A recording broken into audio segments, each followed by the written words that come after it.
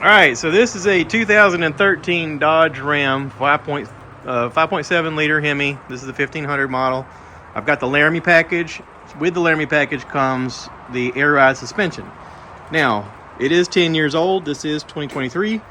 I'm having trouble with the air ride suspension. I am going to have it worked on to replace the air ride suspension with a conventional. There is kits online that you can buy. Anybody who has an air suspension, you're gonna find out that you're gonna have problems with your air suspension. I wish I would have never bought an air suspension. I am regretting it now, but luckily they do make kits to convert it. And here in Florence, we have Black's Tire. They are going to do the work for me. But today is something different. Today I'm here at my buddy Danny's house. You guys know Danny from all the Jeep videos. We're gonna do brakes and rotors.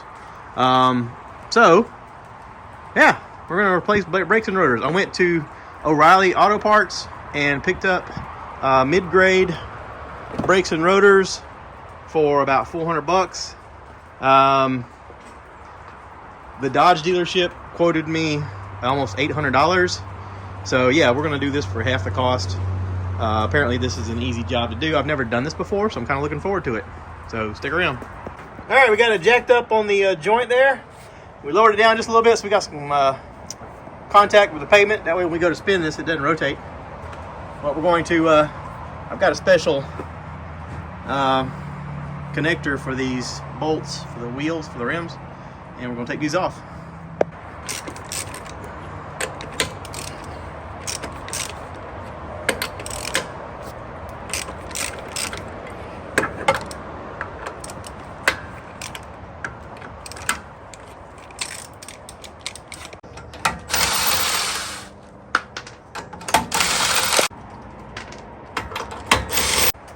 All right, here's a look at the existing rotor and pad while they're on it.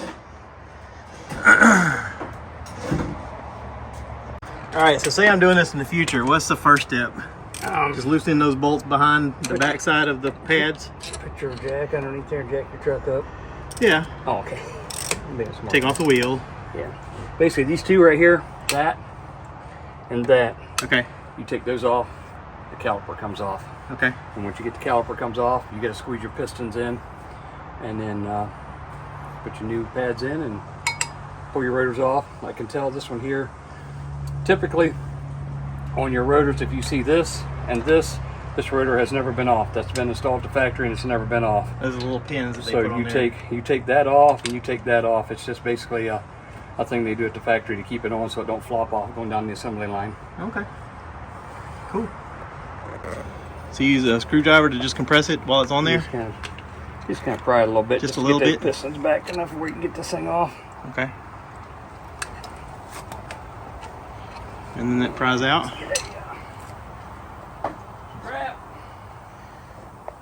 Strap.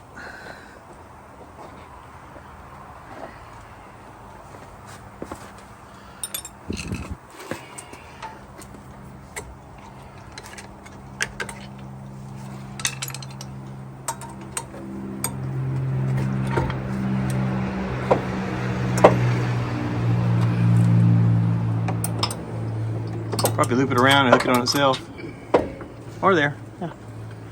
Sweet. Okay. Now, there's two bolts right here, and back here holds this on. Okay.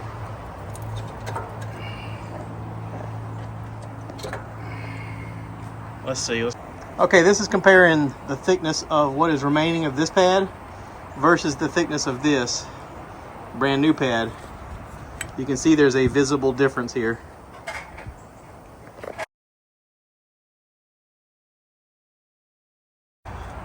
Alright, so we were 1/2 inch on those original bolts, and we had to hold the back side with some 13/16 pliers. This is 13/16 for this bolt. Okay, and there's two of them. That's the back side that holds that whole caliper system on, or that, what is that, the caliper?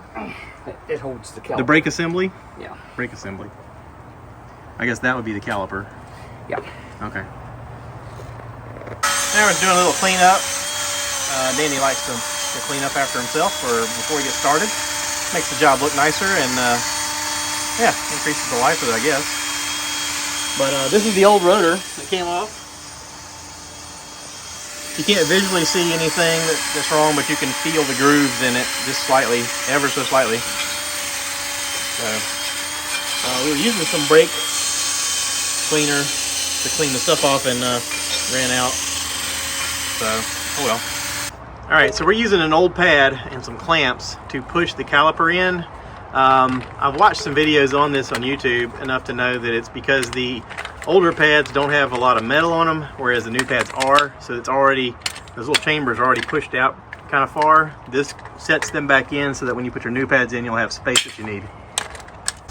All right, so we cleaned up the bolt with the wire brush, and then we put some Never Sees on it and just went ahead and tightened one bolt on here to hold it in place. That way when we go to put all this other stuff on, we're not fighting to try to hold everything else in place.